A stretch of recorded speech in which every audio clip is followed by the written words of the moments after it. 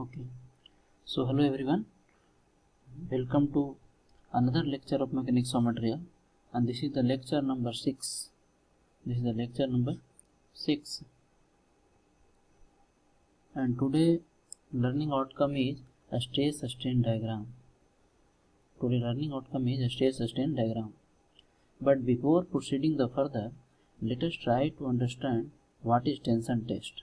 Because the stress strain diagram is nothing but it is the result of tension test. It is the result of tension test.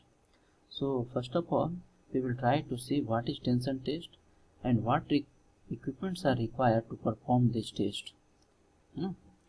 तो हम लोग tension test करेंगे, वो किसके लिए करेंगे? स्ट्रक्चरल स्टील के लिए करेंगे. Which type of steel we are going to use? Structural steel. Now question is, sir what is structural steel? Actually type of steel है वो परसेंटेज ऑफ कार्बन के बेसिस पे डिसाइड किया गया है. किसके बेसिस पे डिसाइड किया गया है? परसेंटेज ऑफ कार्बन कंटेंट, है ना, इन द स्ट्रक्चरल मटेरियल, है कि नहीं? सो स्ट्रक्चरल स्टील में जनरली जो परसेंटेज ऑफ कार्बन होता है वो 0.15 से 0.30% होगा. कितना होगा? 0.15% टू 0.30% तक ये वेरी करता है. ये ऑब्जेक्टिव पॉइंट ऑफ व्यू से बहुत इंपॉर्टेंट है. ऑब्जेक्टिव में आपको पूछता है कि स्ट्रक्चरल स्टील के लिए जो कार्बन कंटेंट होता है कहाँ तक लाई करता है ना. तो 4 ऑप्शन आपको बना कर देगा, उसमें से एक आपको टिक करना पड़ेगा, है ना. अगर एग्जैक्ट वैल्यू आपसे पूछा जाए, है ना, अगर एग्जैक्ट वैल्यू आपसे पूछा जाए तो ये होता है 0.23%, 0.23%, है ना. लेकिन यदि एक रेंज दिया जाए तो आप इसके बीच में वो लाई करेगा. ठीक है. अब देखिए, to perform tension test we required some equipments, है ना. And what are those equipments? First we will see. First is UTM. पहला क्या होगा? यूनिवर्सल टेस्टिंग मशीन, है ना. जो मशीन हम यूज करेंगे इस टेस्ट को परफॉर्म करने के लिए उसका नाम क्या है? यूटीएम. और उसका पूरा नाम क्या है? Universal testing machine. आप इस फिगर में देख सकते हैं, ये आपका क्या है? यूटीएम है ना. आप लोग अपने कॉलेज के लैब में देखे होंगे, और अगर नहीं भी देखे हैं तो यहाँ पे देखने का कोशिश कीजिए, है कि नहीं. तो ये क्या है? यूनिवर्सल टेस्टिंग मशीन है. इसमें क्या होता है? 2 जा होता है. एक अपर जा बोलते हैं, एक को क्या बोलते हैं? लोअर जा बोलते हैं. जा, है ना. ठीक है. और एक क्या होता है? हाइड्रोलिकली ऑपरेटेड होता है. हाइड्रोलिकली है जो ऑपरेटेड होता है ना, हाइड्रोलिक सिस्टम पे वेस्ट होता है. So as per ASTM, that is American Society for Testing and Material. ASTM का पूरा नाम क्या होता है? American Society for Testing and Materials, है ना, जो कि गाइडलाइन है जो प्रिपेयर करता है टेस्टिंग के लिए, है ना. So as per ASTM the shape of a specimen is cylindrical, है ना. जो आप स्पेसिमेन टेस्ट करेंगे उसका शेप क्या होगा? सिलेंड्रिकल होगा. आप इस फिगर में देख सकते हैं ना, you can see in this figure, है ना, इट लुक लाइक दिस. ये देखो क्या होगा, यहाँ पे जो ऊपर होगा ये क्या होगा? इनलार्ज हेड बोलते हैं इसको. क्या बोलते हैं? Enlarge head. In fact enlarge and बोले तो ज़्यादा बेटर होगा, है ना. Enlarge and. ठीक है. अब देखो, उसके बाद कहता है डायमीटर. इसका जो डायमीटर होगा, कहाँ पे डायमीटर? ये जो डायमीटर है ना, इसको क्या कितना ले रहा है? 0.5 इंच और 12.7 mm. 12.7 mm कुछ फैक्चुअल वैल्यू है जो हमें याद रखना चाहिए, है कि नहीं. उसके बाद गेज लेंथ क्या है? Gauge length. गेज लेंथ कितना होगा? 2 इंच होगा या तो 50.8 mm होगा. 50.8 mm होगा, है कि नहीं. 50.8 mm होगा. अभी गेज लेंथ क्या होता है अभी हम आपको क्लियर कर देते हैं, है कि नहीं. उसके बाद क्या चाहिए? डायल गेज चाहिए, है ना. डायल गेज क्यों चाहिए? डायल गेज आपका लोड मेजरमेंट के लिए चाहिए, है ना. Because during performing the test how much load you are going to apply, है ना, दैट शुड बी मेजर ना, है ना. और किसके हेल्प से मेजर करेंगे आप? वो मेजर करेंगे डायल गेज के हेल्प से. किसके हेल्प से मेजर करेंगे? डायल गेज के हेल्प से मेजर करेंगे. उसके बाद क्या होगा?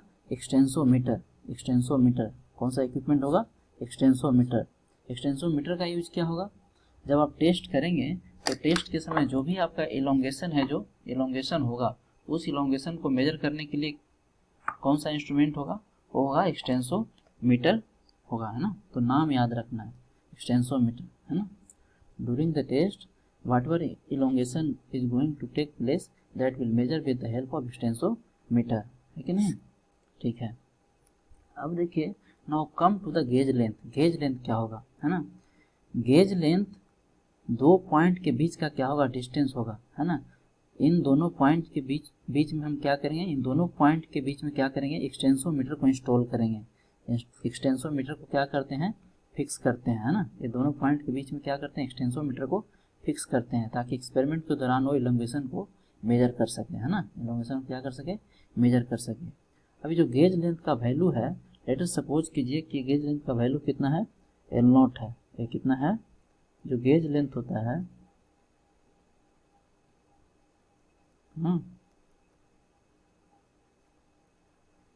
गेज लेंथ सपोज कीजिए L0 है, तो ये L0 का वैल्यू है वो BIS ने डिसाइड कर रखा है। अभी BIS क्या होता है बता देता हूँ, 5.65 under root A0, 5.65 under root A0, है ना।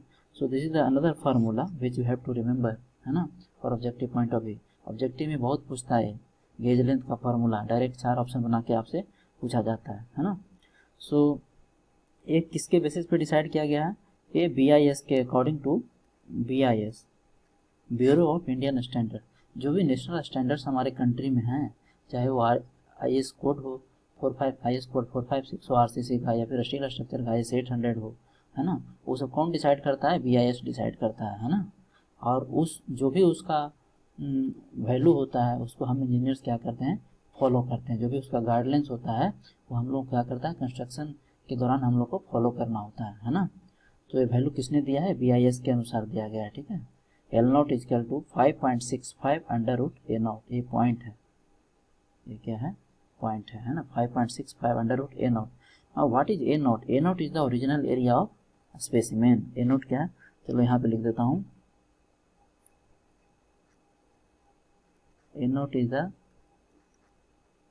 initial area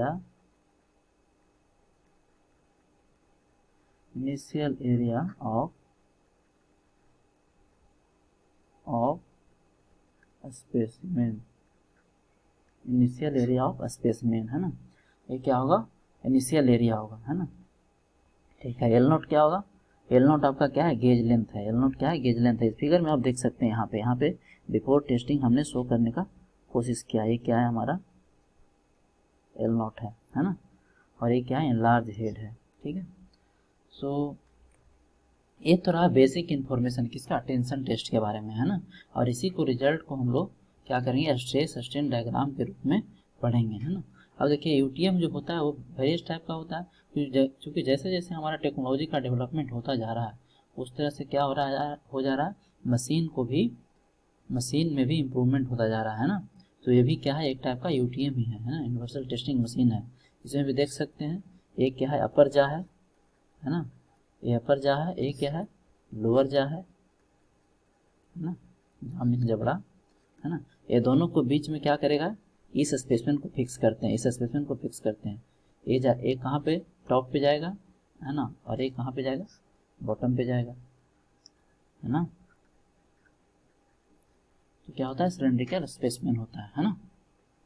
अब देखो जो गेज लेंथ हम फिक्स करते हैं, सपोज करो ये हमारा गेज लेंथ है, ये हमारा क्या है, गेज लेंथ है ना। तो ये जो हमारा डिस्टेंस होता है यहाँ से ये जो डिस्टेंस होता है, मतलब कितना दूरी पे हम मार्क डिसाइड करेंगे, कितना दूरी पे हम क्या करेंगे, मार्क डिसाइड करेंगे, है ना। ये दोनों पॉइंट के बीच में हम क्या फिक्स करने वाले हैं, एक्सटेंसोमीटर को फिक्स करने वाला है ना। तो ये स्लंट जो पोर्शन है उससे कितना दूरी पे हम इसको फिक्स करेंगे, है ना। तो ये जो डिस्टेंस होता है ये होता है 2.5 into diameter, 2.5 times of diameter, है ना। तो ये सब फैक्चुअल वैल्यू है which you have to remember, है ना। अगर याद होता है तो अच्छी बात है, नहीं होता है तो भी कोई बात नहीं है। चलो आगे बढ़ते हैं। Now come to the stress strain diagram, है ना।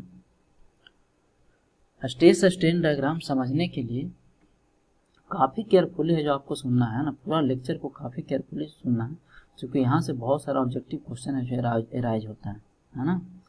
सो यहाँ पे हमने स्ट्रेस स्ट्रेन डायग्राम को ऑलरेडी बना रखा है ना, टू सेव द टाइम। सबसे पहले क्या हम देखेंगे, हम 1 बाय 1 पोर्शन करके इसमें हम डील करेंगे, है ना। सबसे पहले OA पोर्शन को देखेंगे, फिर AB को देखेंगे, फिर BC को देखेंगे, उसके बाद CD को रीड करेंगे, फिर D को रीड करेंगे और लास्ट में EF को रीड करेंगे। So 1 by 1 I am going to discuss here, है ना। So let us consider first OA, है ना। पहले किसको कंसीडर करते हैं, OA को कंसीडर करते हैं, है ना। तो जो OA होगा, है ना, आपने क्या कर दिया है, आपने स्पेसिमेन को इस तरह से फिक्स कर दिया है दोनों जा के बीच में, है ना। और अब क्या कर रहे हो, लोड अप्लाई करना स्टार्ट कर रहे हो, है ना। लोड क्या कर रहे हो, अप्लाई करना स्टार्ट कर रहे हो, है ना। ठीक है, तो ये जो OA पोर्शन होगा वो क्या होगा, परफेक्टली स्ट्रेट लाइन होगा। क्या होगा, परफेक्टली स्ट्रेट लाइन होगा, है कि नहीं। और जो पॉइंट A होगा, इस पॉइंट A को बोला जाता है प्रोपोर्शनल लिमिट, और इसी को बोलते हैं लिमिट ऑफ प्रोपोर्शनलिटी। क्या बोलते हैं, लिमिट ऑफ प्रोपोर्शनलिटी। वो क्या हो गया, वो हमारा ओरिजिन हो गया, है ना। वो हमारा क्या हो गया, ओरिजिन हो गया, है कि नहीं। स्ट्रेस स्ट्रेन डायग्राम में हम वर्टिकल एक्सिस पे स्ट्रेस को दिखाते हैं और हॉरिजॉन्टल एक्सिस पे स्ट्रेन को दिखाते हैं, कि नहीं। हॉरिजॉन्टल एक्सिस पे स्ट्रेन को दिखाते हैं, ठीक है। अब देखो OA क्या है, यहाँ पे फिगर में देखो, ये हमारा OA है ना। ये हमारा क्या है, OA है। इस OA को मैंने बोला है linear region. What is the meaning of linear, है ना। लीनियर मीन्स क्या होगा, ये y बराबर mx को फॉलो करेगा। क्या करेगा, y बराबर mx को क्या करेगा, फॉलो करेगा, है ना। मतलब ओरिजिन से स्टार्ट होगा और ये क्या जाएगा, स्ट्रेट लाइन जाएगा, कहाँ तक, A तक, है ना। अभी सिर्फ हम A तक देख रहे हैं, है ना। सो O से A तक के जो ग्राफ होगा, है ना, O से A तक का जो ग्राफ होगा वो क्या होगा, स्ट्रेट लाइन होगा। और ये जो रीजन बन रहा है उसको हम क्या बोल रहे हैं, लीनियर रीजन बोलते हैं। क्या बोलते हैं, लीनियर रीजन बोलते हैं, है ना। आगे बढ़ते हैं। Further point I have written here, stress and strain are directly proportional. Stress and strain are directly proportional, है ना। क्या होगा, डायरेक्टली प्रोपोर्शनल होगा, ठीक है, डायरेक्टली प्रोपोर्शनल होगा। ये दोनों क्या होगा, डायरेक्टली प्रोपोर्शनल होगा, सिग्मा और A, है, ठीक है। उसके बाद देखो पता है, नेक्स्ट पॉइंट मैंने लिखा है कि complete recovery occur after removal of load. Complete recovery occurs after removal of load. कहने का मतलब है कि आपने लोड लगाया, आपने क्या किया, लोड लगाया, है ना। अब क्या किए, फिर से इसको अनलोडिंग कर दी, तो जो भी इसमें एक्सटेंशन हुआ था, जो भी इलोंगेशन हुआ था, वो क्या हो जाएगा, वापिस रिकवर हो जाएगा। मतलब कहने का मतलब है कि वापिस अपना ओरिजिनल डायमेंशन को क्या कर लेगा, गेन कर लेगा, है ना। वापिस ओरिजिनल डायमेंशन को क्या कर लेगा, रीगेन कर लेगा, है कि नहीं। तो वही हमने लिखा है कि complete recovery occurs after removal of load, है कि नहीं। नेक्स्ट पॉइंट देखते हैं, लिमिट ऑफ प्रोपोर्शनलिटी, है ना। अब लिमिट ऑफ प्रोपोर्शनलिटी क्या होता है, इसका डेफिनेशन है जो हम लोग देखने जा रहे हैं। Limit of proportionality is the point on the stress strain curve up to which curve is perfectly straight line, up to which curve is perfectly straight line, है ना। तो लिमिट ऑफ प्रोपोर्शनलिटी क्या होता है, एक पॉइंट होता है ना, on the stress strain curve up to which curve is perfectly straight line, है ना। तो यहाँ पे लिमिट ऑफ प्रोपोर्शनलिटी के मतलब पॉइंट A के कोरस्पॉन्डिंग जो स्ट्रेस होगा उसी को हम क्या बोल देंगे, प्रोपोर्शनल लिमिट बोल देंगे, है ना। उसको हम किससे डिनोट कर सकते हैं, सिग्मा P से डिनोट कर सकते हैं। किससे डिनोट कर सकते हैं, सिग्मा P से डिनोट कर सकते हैं। फिगर में भी देख सकते हो, है ना। A से क्या ड्रा करना, एक हॉरिजॉन्टल लाइन ड्रा करो, है ना। और जहाँ पे इस वर्टिकल एक्सिस को कट कर रहा है उसके कोरस्पॉन्डिंग जो स्ट्रेस होगा उसको मैंने क्या बोल दिया, सिग्मा P बोल दिया, है कि नहीं, सिग्मा P बोल दिया, ठीक है। Next point I have written here, Hooke's law is valid in this region, है ना। इस रीजन में क्या होगा, हुक्स लॉ वैलिड होगा, है ना। अब ये हुक्स लॉ क्या होता है, इसको हम स्पेशल नेक्स्ट क्लास में देखेंगे, डिटेल में देखेंगे, है ना। यहाँ पे हम हुक्स लॉ के बारे में कुछ नहीं बोलेंगे, सिर्फ इतना ही कह सकते हैं कि हुक्स लॉ कहता है stress is directly proportional to strain होता है अप टू प्रोपोर्शनल लिमिट, है ना, अप टू प्रोपोर्शनल लिमिट, है कि नहीं। तो ये तो था हमारा डिस्क्रिप्शन स्टोरी, है ना, किस रीजन में, OA के लिए, है ना। O से A तक की ये स्टोरी थी, है ना। सो आई होप कि OA रीजन को अच्छे तरीके से समझ लिए होंगे, है ना। Now come to the next point. Next is A B. Next portion of curve is A B. Figure में देख सकते हो ए बी, है ना। ए बी क्या होगा, ए स्ट्रेट ना होके क्या होगा, स्लाइटली कर्व होगा, है ना। क्योंकि अब क्या कर रहे हैं, और लोड हम इंक्रीज कर रहे हैं, अब हम क्या कर रहे हैं, और लोड को इंक्रीज कर रहे हैं, है ना। तो ए बी जो होगा क्या होगा, स्ट्रेट ना होके क्या होगा, कर्व होगा, स्लाइटली क्या होगा, कर्व होगा, है ना। उसके बाद मैंने लिखा है कि V को बोलते हैं इलास्टिक लिमिट। V क्या है, V is known as, capital V is known as elastic limit. इसको क्या बोलते हैं, elastic limit. Now what is elastic limit, है ना। It is the point in the stress strain curve up to which material remains in the elastic state, up to which material remains in the elastic state. Now what is the meaning of this statement, है ना, क्या इसका meaning है। इसका कहने का मतलब है remains in the elastic state means कि यदि हम पॉइंट बी तक यदि इसको हम लोडिंग करते हैं, इसको हम क्या करते हैं, पॉइंट बी तक लोडिंग करते हैं, है ना। उसके बाद इसको क्या करते हैं, अनलोडिंग कर देते हैं, छोड़ देते हैं, तो वापस क्या होगा, अभी भी अपने शेप को रीगेन कर लेगा, है ना। कोई भी एक्सटेंशन नहीं होगा लोड हटाने के बाद, है ना। ये क्या कर लेगा, वापस अपने ओरिजिनल डायमेंशन को रीगेन कर लेगा, है ना। ठीक है, अप टू कहाँ तक, बी तक। तो इसको क्या बोल दिए, बी को हम इलास्टिक लिमिट बोल दिए। नेक्स्ट पॉइंट आपका मैंने लिखा है कि it is the maximum stress up to which no permanent deformation take place, है ना। No permanent deformation take place, है ना। ए बी क्या है, इलास्टिक लिमिट है ना।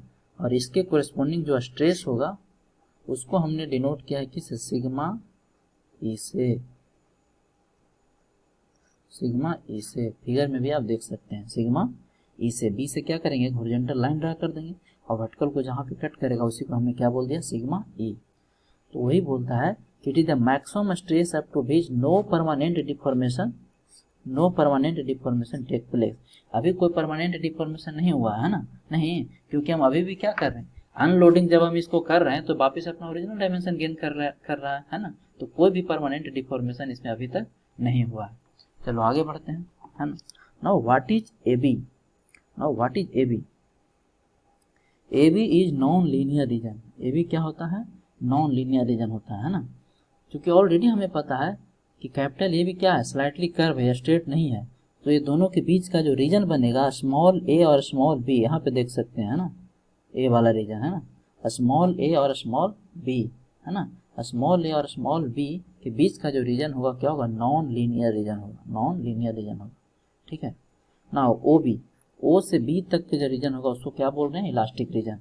ओ से बी तक, यहाँ से यहाँ तक, ये क्या हो गया, इलास्टिक रीजन हो गया, है ना। ये क्या हो गया, इलास्टिक रीजन हो गया। एक minute, try to change the colour. A वाला जो रीजन हो गया, हाँ अब दिखेगा। ये जो रीजन है क्या हो गया हमारा, इसको क्या बोल रहे हैं, इलास्टिक रीजन बोल रहे हैं। क्यों इलास्टिक रीजन बोल रहे हैं, क्योंकि यहाँ तक है अगर लोडिंग करते हैं और उसको वापस री अनलोडिंग करते हैं तो क्या होता है, ओरिजिनल डायमेंशन को गेन कर लेता है कि नहीं।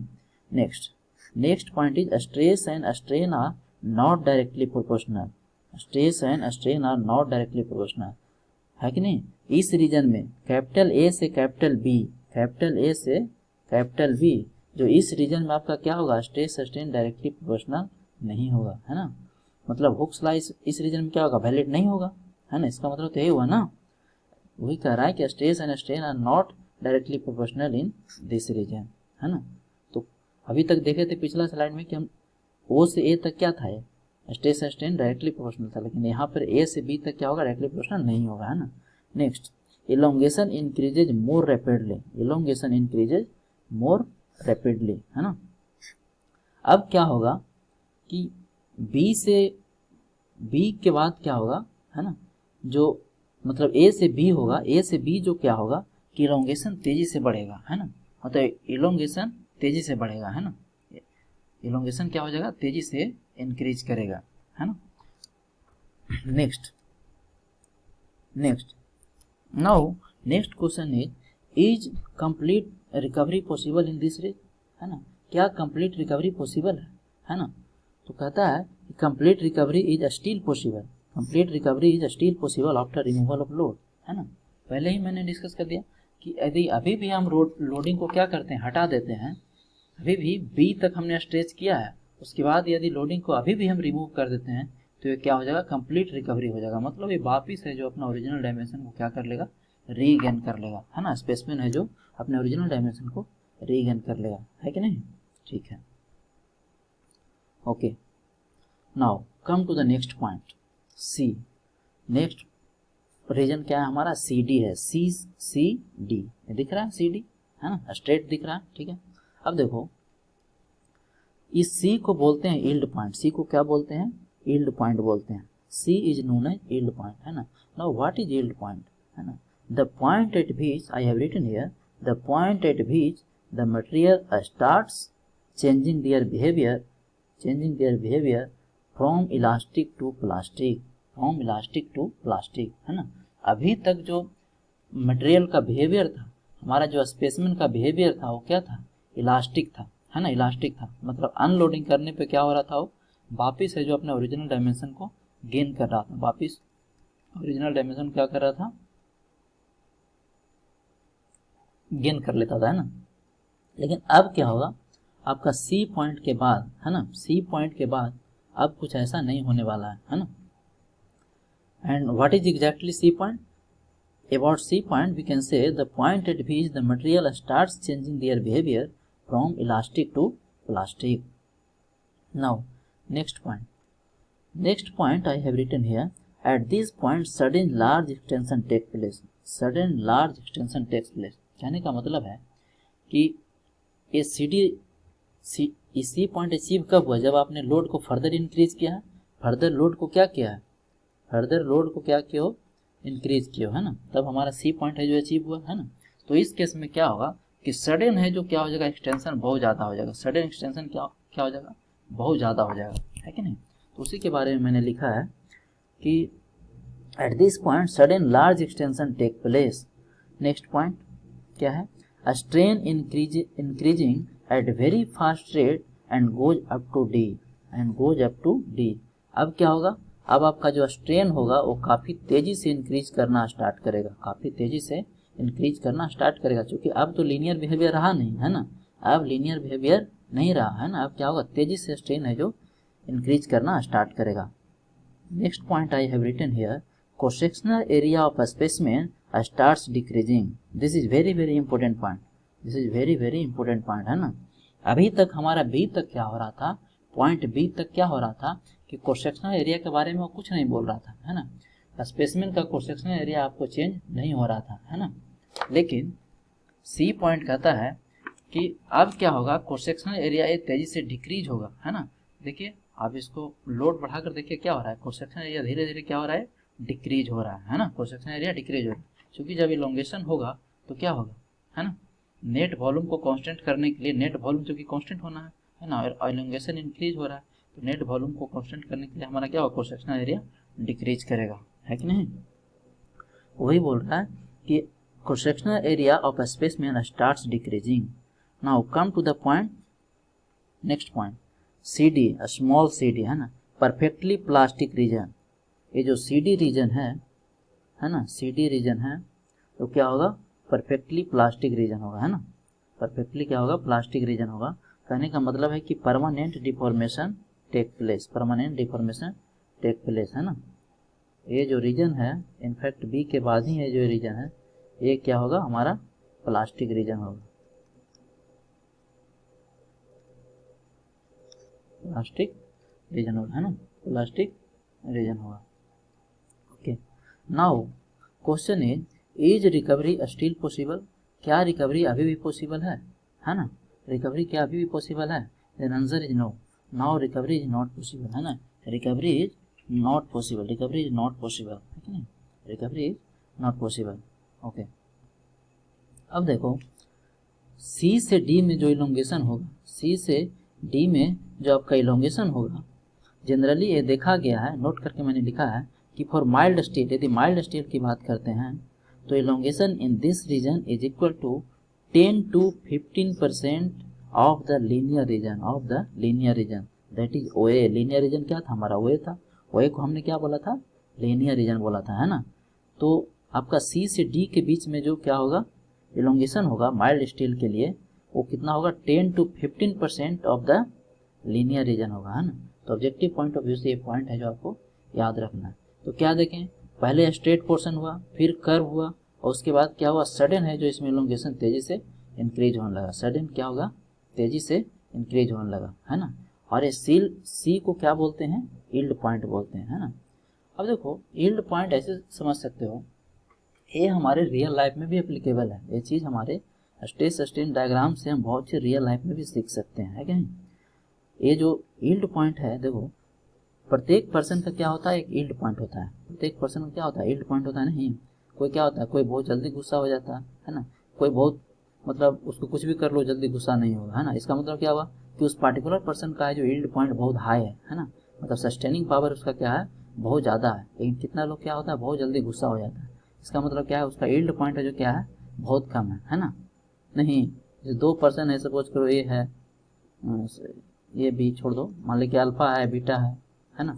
स्टार्टिंग में दोनों के बीच का रिलेशन क्या होता है, काफ़ी लीनियर होता है ना। अब किसी कारण बस यदि मिसअंडरस्टैंडिंग हो गया तो क्या हो गया, हो फिर इलास्टिक रीजन में वो चला जाता है। नहीं, वो दोनों के बीच का रिलेशन क्या हो जाता है, इलास्टिक रीजन में चला जाता है ना। उसके बाद भी यदि दोनों के बीच में मिसअंडरस्टैंडिंग बढ़ता रहा तो क्या हो जाता है, बी से सी चला जाता है। कहने का मतलब है कि वापिस है जो कोई इसमें से क्या होगा, यील्ड पॉइंट अपना अचीव कर लेगा, है ना। अब वो क्या हो जाएगा, सडन है जो बस्ट आउट हो जाता है। नहीं, सडन क्या हो जाता है, बस्ट आउट हो जाता है ना।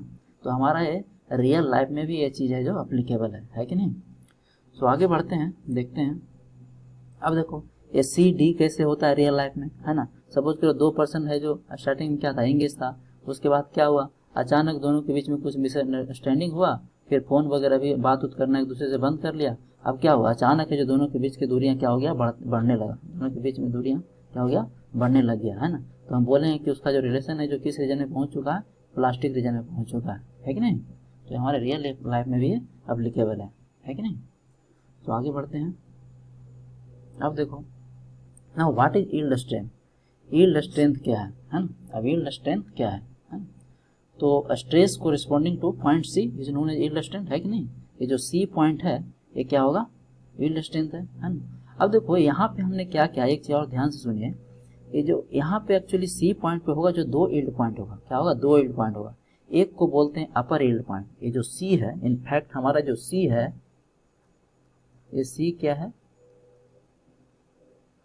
अपर यील्ड पॉइंट, अपर यील्ड पॉइंट है। और एक है सी डैश जो कि क्या होगा, सी के जस्ट नीचे होगा। सी डैश कहाँ होगा, सी के जस्ट नीचे होगा। इसको बोलते हैं लोअर यील्ड पॉइंट। ये क्या होता है, लोअर यील्ड पॉइंट। अब देखो ये लोअर यील्ड पॉइंट कैसे अचीव होगा, लोअर यील्ड पॉइंट कैसे अचीव होगा। देखो ध्यान से सुनो। क्या होगा कि हम लोड अप्लाई कर रहे थे, है ना, ग्रेजुअली क्या कर रहे थे, इंक्रीज कर रहे थे, है ना। अब कुछ ऐसा होगा कि जो इंटरनल मोलिक्यूल्स है, जो हमारा स्पेसिमेन का इंटरनल मोलिक्यूल्स है, वो क्या हो जाएगा, अचानक से मतलब उसमें स्लिपिंग टेंडेंसी हो जाएगा। कैसे समझ सकते हो कि अचानक से क्या हो गया, स्लिप कर गया, मोलिक्यूल्स क्या हो गया, मोलिक्यूल्स के बीच में क्या हो गया, स्लिपिंग हो गया, है ना। उसके कारण क्या हो गया, उसका जो फोर्स ऑफ रेजिस्टेंस है, मतलब जो फोर्स बियर करने की कैपेसिटी है, वो अचानक से क्या हो जाएगा, डिक्रीज हो जाएगा, है ना। तो जब अचानक से डिक्रीज हो जाएगा, रेजिस्टेंस फोर्स अचानक से डिक्रीज हो जाएगा, इसका मतलब क्या होगा, स्ट्रेस डिक्रीज हो जाएगा, स्ट्रेस डिक्रीज हो जाएगा, है ना। तो हमारा इसीलिए बोलते हैं कि जो यील्ड पॉइंट है वो क्या होता है, दो होता है, अपर यील्ड पॉइंट और लोअर यील्ड पॉइंट, है ना। तो सी डैश हमारा क्या हो गया, लोअर यील्ड पॉइंट हो गया, है ना। सो ये चीज़ समझ लिए, आगे बढ़ते हैं आप, है ना। Now yield strength, now yield strength, the stress corresponding to the yield point is known as yield strength. The stress corresponding to the yield point is known as yield strength. क्या बोले उसको, yield strength बोल दिए। और इसको हमने किससे दिखाया है, सिग्मा बाई से। इसको किससे दिखाया है, सिग्मा बाई से दिखाया है ना। Now next point I have written, it represents the maximum limit of elastic behavior. It represents maximum behavior of elastic, maximum limit of elastic behaviour, है कि नहीं। ये मैक्सिमम बिहेवियर को रिप्रेजेंट करता है। क्यों, क्योंकि देखो अप टू सी तक, सी तक क्या था, अप टू सी तक अगर हम लोडिंग कर रहे हैं और वापस अनलोडिंग कर रहे हैं तो क्या हो रहा है, रिकवर कर रहा है ना, रिकवर कर जा रहा है ना। तो एक क्या रिप्रेजेंट कर रहा है, ये मैक्सिमम लिमिट को रिप्रेजेंट कर रहा है ना। मतलब इसके बाद क्या होगा, अगर सी से हल्का भी ज़्यादा, मतलब अगर यील्ड लिमिट से हल्का भी इंक्रीज करेगा तो क्या होगा, रिकवरी पॉसिबल नहीं है ना। So it represent the maximum elastic behaviour, किसको रिप्रेजेंट करता है, मैक्सिमम इलास्टिक बिहेवियर को रिप्रेजेंट करता है कि नहीं। आगे, some materials don't have well defined yield point. देखो I have written here some materials don't have well defined yield point. अब देखो होगा क्या कि जैसे हमारा माइल्ड स्टील है या फिर तुम्हारा स्ट्रक्चरल स्टील है, तो ये क्या होगा, इसका कुछ न कुछ है जो वेल डिफाइंड यील्ड पॉइंट होता है। लेकिन कुछ मटेरियल ऐसा भी है जिसका वेल डिफाइंड यील्ड पॉइंट है या नहीं, है ना, उसको हम डिफाइन नहीं कर सकते। जैसे एग्जाम्पल के तौर पे एल्युमिनियम और कॉपर है ना, एग्जाम्पल के तौर पे लेते हैं एल्युमिनियम कॉपर ऐसा मटेरियल है विच doesn't show well defined yield point, है ना। तो अब इस केस में हम यील्ड स्ट्रेंथ कैसे निकालेंगे, है ना। क्वेश्चन अब ये राइज होता है कि सर इस केस में हम यील्ड स्ट्रेंथ कैसे निकालेंगे जब इसका कोई वेल डिफाइंड पॉइंट है ही नहीं, है ना। कुछ पर्सन भी ऐसे होता है जिसका कोई यील्ड स्ट्रेंथ पता नहीं चलता है कि नहीं। सो प्रूफ स्टेज की बात करते हैं। अब देखो उस केस में क्या करेंगे, यदि आप किसी मटेरियल का वेल डिफाइंड यील्ड स्ट्रेंथ नहीं है, उस केस में हम प्रूफ स्टेज का हेल्प लेंगे, है ना। किसका हेल्प लेंगे, प्रूफ स्टेज का हेल्प लेंगे। अब ये प्रूफ स्ट्रेस क्या होता है ना, उसको हमने यहाँ पे लिखा है कि the stress corresponding to any particular value of a strain is known as proof stress. The stress corresponding to any particular value of a strain is known as proof strain, है ना। जनरली जो value लेते हैं वो 0.2% strain लेते हैं। कितना लेते हैं, 0.2% स्ट्रेन लेते हैं। अब देखो इस फिगर में ध्यान से देखो, ये क्या है, एक्स एक्सिस पे स्ट्रेन को शो किया गया है, वाई एक्सिस पे वर्टिकल एक्सिस पे स्ट्रेस को शो किया गया है ना।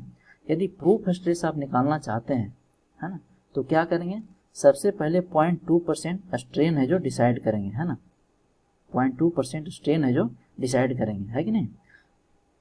नोट करके हमने ऑलरेडी लिख डाला है यहाँ पे कि it offset method is use to determine the proof stress, है ना। By which method we can calculate the proof stress, है ना। By using offset method we can calculate the proof stress, है ना।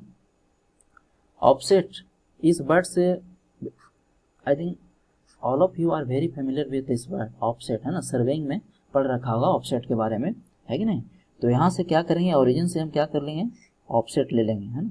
ओरिजिन से क्या करेंगे, ऑफसेट ले लेंगे, मतलब इससे परपेंडिकुलर डिस्टेंस ले लेंगे, है ना। उसके बाद 0.2% कहीं ना कहीं तो 0.2% आएगा, है ना। तो इस 0.2% के कोरिस्पॉन्डिंग क्या करेंगे, हम एक पैरेलल लाइन ड्रा करेंगे जो इसका क्या होगा, परफेक्टली पैरेलल होगा। इसका क्या होगा, परफेक्टली पैरेलल होगा, है ना। परफेक्टली क्या होगा, पैरेलल होगा। अब जहाँ पे इस ग्राफ को कट करेगा ये 0.2%, ये जो डॉटेड लाइन है, जहाँ पे इस सॉलिड लाइन को कट करेगा वहाँ से क्या करेंगे, हॉरिजॉन्टल लाइन ड्रा कर देंगे। ये हॉरिजॉन्टल लाइन ड्रा किया गया है ना। अब जहाँ पे इस ये हॉरिजॉन्टल लाइन इस वर्टिकल एक्सिस को कट कर रहा, इसी को बोला जाता है प्रूफ स्ट्रेस सिग्मा पी, है ना। And this is nothing but, है ना, it is yield strength for some material, है ना। सपोज कीजिए कि एल्युमिनियम और कॉपर के लिए यदि आपको निकालना है यील्ड स्ट्रेंथ, तो क्या करेंगे, 0.2% स्ट्रेन के कोरिस्पॉन्डिंग एक लाइन ड्रा करेंगे, और जहाँ पे इस स्ट्रेस स्ट्रेन डायग्राम को कट करेगा वहाँ से हॉरिजॉन्टल लाइन ड्रा करेंगे, है ना। उस स्ट्रेस को क्या बोल देंगे, प्रूफ स्ट्रेस बोल देंगे। और वही होगा जो क्या होगा, एल्युमिनियम और स्टील का यील्ड स्ट्रेंथ भी होगा, है ना। वही एल्युमिनियम और स्टील का क्या होगा, यील्ड स्ट्रेंथ भी होगा, है कि नहीं। Now come to the region DE, है ना। Next point of discussion is DE क्या है ना। DE क्या है ना। अचानक से क्या हो गया, हमारा ग्राफ है जो रेज करने लगा, है ना। मतलब स्ट्रेस इसको बेयर करने की कैपेसिटी क्या हो गया, अचानक से इसका इंक्रीज करने लग गया। अभी सिर्फ और सिर्फ है जो ब्लू लाइन ग्राफ पे आपको कंसंट्रेट करना है, इस रेड लाइन को अभी नहीं देखना है ना। अभी रेड लाइन को ये नहीं देखना है, उसको हम समझाएंगे बाद में। अभी सिर्फ और सिर्फ आपको इस ब्लू लाइन पे कंसंट्रेट करना है ना। सो डी को देखते हैं, है ना। डी में अगर आप ध्यान से देखें तो स्ट्रेस का वैल्यू क्या हो रहा है, ये बढ़ रहा है ना। स्ट्रेस का वैल्यू क्या हो रहा है, बढ़ रहा है ना। अभी क्यों बढ़ रहा है इसका रीजन हम दे रहे हैं, है ना। I am going to explain the region, है ना। Atomic and crystalline structure changes within the materials, atomic and crystalline structure changes within the material. Actually क्या हुआ, अभी तक हम क्या कर रहे हैं, फर्दर लोड को क्या किए, इंक्रीज किए, है ना। लोड को फर्दर क्या किए, इंक्रीज किए। तो इस केस में होगा क्या कि जो हमारा स्ट्रक्चरल स्टील है उसका जो एटॉमिक स्ट्रक्चर होगा और क्रिस्टलाइन स्ट्रक्चर होगा वो क्या होगा, कुछ कुछ उसमें चेंजिंग आने लगा होगा, कुछ कुछ उसमें चेंजिंग आने लगा होगा और अचानक से क्या होगा, वो रेजिस्टेंस फोर्स बियर करने की जो कैपेसिटी होगा उसका इंक्रीज कर गया होगा, है ना, इंक्रीज कर गया होगा, है ना। तो इस केस में क्या होगा, अब हम फर्दर लोड है जो अप्लाई कर सकते हैं, है ना। तो वही बोलता है कि material try to regain its strength, है ना, due to atomic and crystalline structure changes, material try to regain its strength and offer more resistance, and resistance is nothing but already know resistance is nothing but stress। resistance क्या होता है, stress ही होता है कि नहीं, ये क्या होता है, स्ट्रेस होता है, ठीक है, ये क्या होता है, स्ट्रेस होता है, ठीक है। आगे देखो, need to increase the tensile load, अब क्या करेंगे, टेंसाइल लोड को फर्दर इंक्रीज कर सकते हैं, क्योंकि अभी ज़्यादा स्ट्रेस है जो गेन कर सकता है ना। सो फर्दर है जो टेंसाइल लोड को क्या किए, इंक्रीज किए। Now next point, elongation takes place uniformly. आपका जो डी से ई होगा, इलोंगेशन कैसा होगा, यूनिफॉर्मली होगा, डी से ई क्या होगा, यूनिफॉर्मली होगा, है ना, यूनिफॉर्मली होगा। Now what is D, D is known as strain hardening region. ये जो डी पोर्शन है, ए वाला पोर्शन, इसको क्या बोलते हैं, स्ट्रेन हार्डनिंग रीजन, क्या बोलते हैं इसको, स्ट्रेन हार्डनिंग रीजन, है ना। अब देखो डी को क्या बोल दिया, स्ट्रेन हार्डनिंग रीजन, है ना। Now what is E, is known as ultimate strength, इसको क्या बोलते हैं, अल्टीमेट स्ट्रेंथ और पॉइंट ऑफ मैक्सिमम स्ट्रेस, है ना, पॉइंट ऑफ मैक्सिमम स्ट्रेस, है ना। अभी अल्फा बीटा हम उदाहरण देके कुछ समझा रहे थे, है कि नहीं, बताया था ना अल्फा बीटा के रिलेशन के बारे में, है कि नहीं। तो क्या हुआ, सपोज करो कुछ दिन तक है जो बात करना बंद कर दिया, है ना। अब क्या हुआ कि अल्फा को क्या हुआ, कुछ है जो रजिस्टिंग पावर इंक्रीज किया, कुछ रजिस्टिंग पावर इंक्रीज कर गया, है ना। वापिस कुछ ऐसे सपोज करो समझने के लिए लेते हैं, है ना, कि बीटा है जो वापिस है जो इसको प्रोवोक करने का कोशिश किया, वापिस बीटा इसको प्रोवोक करने का कोशिश किया, है ना। अभी कुछ दिन तक क्या हो गया, अल्फा रिलैक्स हो गया था, है ना, रिलैक्स हो गया था, कोई टेंशन वगैरह नहीं ले रहा था, है ना, क्या हो रहा है दोनों के बीच में, है ना। अब क्या होगा, इसका कुछ ये रिलैक्स हो जाएगा, थोड़ा रिलैक्स हो जाएगा, है ना। अब ये क्या होगा, अचानक है जो इसका रेजिस्टेंस पावर क्या होगा, हल्का इंक्रीज होगा, अचानक इसका रेजिस्टेंस पावर क्या होगा, हल्का इंक्रीज हो जाएगा, है कि नहीं। तो वही रेजिस्टेंस पावर क्या हो गया, हल्का इंक्रीज हो गया, है कि नहीं, ठीक है। अब देखो, तो हम डील कर रहे थे ई के बारे में, है ना, अल्टीमेट स्ट्रेंथ क्या होता है, पॉइंट ऑफ मैक्सिमम स्ट्रेस, है ना, पॉइंट ऑफ मैक्सिमम स्ट्रेस, और इसको हमने डिनोट किया है सिग्मा यू से, किसे डिनोट किया है, सिग्मा यू से डिनोट किया है ना, इस किसे डिनोट किया, सिग्मा यू से। So ultimate strength is nothing but point of maximum stress is known as ultimate stress, है ना, ultimate stress. Now come to the next point, what is EF, है ना, ईएफ। अब देखो, local reduction in cross-sectional area occurs, first point I have written here, local reduction in cross-sectional area occurs, है ना, local reduction in cross-sectional area occurs। देखो अभी तक क्या हो रहा था, इस पॉइंट में डी में यदि देखा जाए तो यहाँ भी क्या हो रहा है, cross-sectional एरिया आपका डिक्रीज हो रहा है, cross-sectional एरिया डिक्रीज हो रहा है इसका, है ना, cross-sectional एरिया क्या हो रहा है, डिक्रीज हो रहा है ना, लेकिन सडन नहीं हो रहा है, अभी क्या हो रहा है, यूनिफॉर्मली है जो इसका cross-sectional एरिया डिक्रीज होता जा रहा है। लेकिन ई से एफ के बीच में क्या होगा, ई से एफ के बीच में क्या होगा, अब कोई फर्दर लोड हम इंक्रीज नहीं कर रहे हैं, है ना। ई से एफ के बीच में जो कुछ भी घटित हो रहा है वो प्रीवियस एप्लीकेशन ऑफ लोड का क्या है, इफेक्ट है, ये क्या है, इफेक्ट है ना, ये प्रीवियस एप्लीकेशन ऑफ लोड का क्या है, इफेक्ट है कि नहीं। So local reduction in the cross sectional area occurs, मतलब अचानक से क्या होगा, इसका क्रॉस सेक्शनल एरिया काफी है जो सडन हो जाएगा, क्या हो जाएगा, डिक्रीज हो जाएगा, सडन क्या हो जाएगा, डिक्रीज हो जाएगा। अभी हम देखेंगे फर्दर स्लाइड में कैसे डिक्रीज हो जाता है। And EF is known as necking region, इसको क्या बोलते हैं, ईएफ को बोलते हैं नेकिंग रीजन। नेक में क्या होता है, गर्दन होता है ना, which is the very thinnest part of the body है कि नहीं, वो क्या है, कुछ ऐसा हो जाएगा, है ना, कुछ ऐसा हो। इसी को क्या बोल रहे हैं, नेकिंग रीजन बोल रहे हैं, है ना, इसको क्या बोल रहे हैं, नेकिंग रीजन बोल रहे हैं। तो वही now what is F, F is the rupture strength और breaking point, F is the rupture strength और ब्रेकिंग पॉइंट, है ना।